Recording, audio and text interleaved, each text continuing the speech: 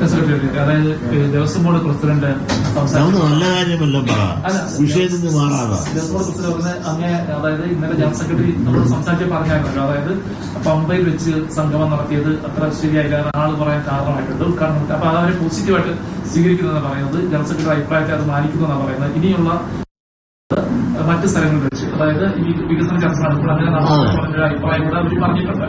അപ്പൊ ഈ ശരിക്കും പറഞ്ഞാൽ പോസിറ്റീവായിട്ട് ദേവസ്വം ബോർഡിന്റെ ആൾക്കാരുടെ നന്നാക്കാൻ വേണ്ടി തന്നെയാണ് ജനറൽ സെക്രട്ടറി പറഞ്ഞതെന്നാണ് അവർ പറയുന്നത്.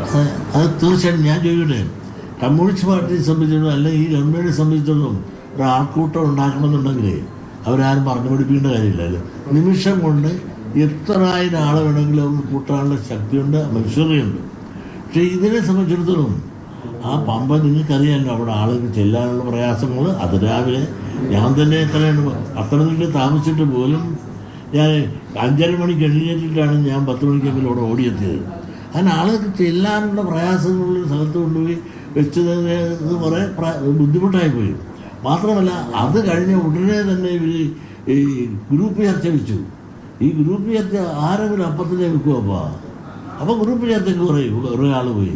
അപ്പം ഞാൻ 3 അപ്പം തന്നെ ഡിവൈഡ് ചെയ്തു. അപ്പോൾ അവർക്ക് കുറച്ച് ഭാവനാപരമായ ആ പ്രവർത്തിയെ സംബന്ധിച്ചിടത്തോളം പ്രാക്ടിക്കലായ ചിന്തയിൽ അല്പം അപാകത തോന്നും.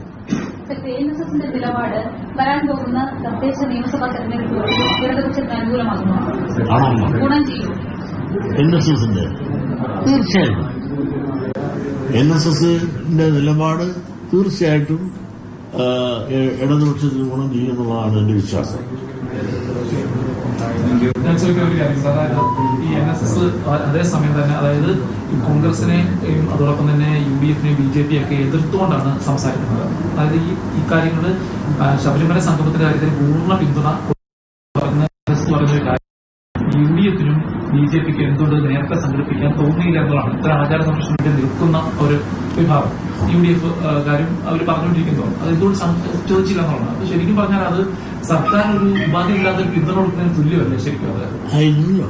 സാമാന്യ ബുദ്ധിയുള്ളവർക്ക് അദ്ദേഹം പറഞ്ഞ ഓരോ വാക്കുകളും കൂടെ കൂട്ടിച്ചേർത്ത് വായിച്ചു കഴിഞ്ഞാൽ അത് സർക്കാരിന് കൊടുക്കുന്നൊരു പിന്തുണയായിട്ടാണ് അരിയാഹാരം കഴിക്കുന്നവർക്ക് തോന്നുക.